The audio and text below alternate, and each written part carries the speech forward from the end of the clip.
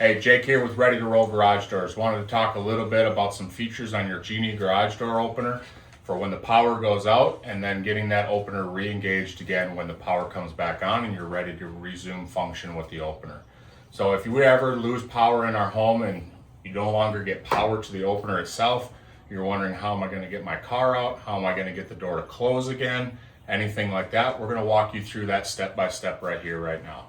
So first off, if we need to disengage the opener from the door separately, you'll notice we have this nice, lovely red rope hanging from your opener. If we go ahead and just give that a pull, you'll notice my door now moves freely from the opener. I can go ahead and move the door up and down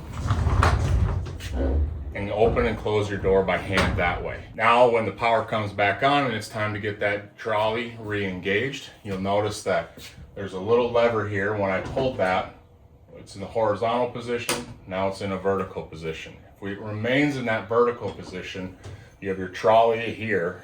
If I realign that, it's not going to attach. And this is where a lot of customers seem to get hung up at, because it is not very clear how to get this reattached. So we're going to walk you through it very simply. Just take your rope, pull it to where that pops back horizontally. And different Genie operators might have a slightly different operating system, but the premise is always going to be the same. There is a locked and unlocked version, and you either need to pull forward or back to get that back into a locked position. So now, when my opener realigns with my trolley, it locks right in. Now you should be able to hit the wall button or your remote and be able to function the garage door opener again perfectly.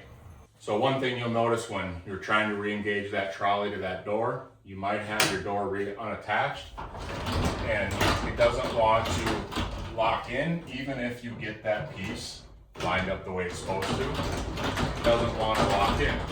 And a lot of times what can happen is your opener is designed so that that trolley pushes a little bit further forward than what it's going to naturally fall and line up with. And that's preventing the opener from, or the door from coming open.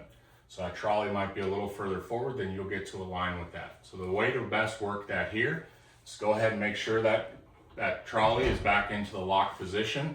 You walk over to your garage door opener and hit that button. As the opener tries to open the door, those trolleys will realign and lock into place for you, giving you full functionality back in your home.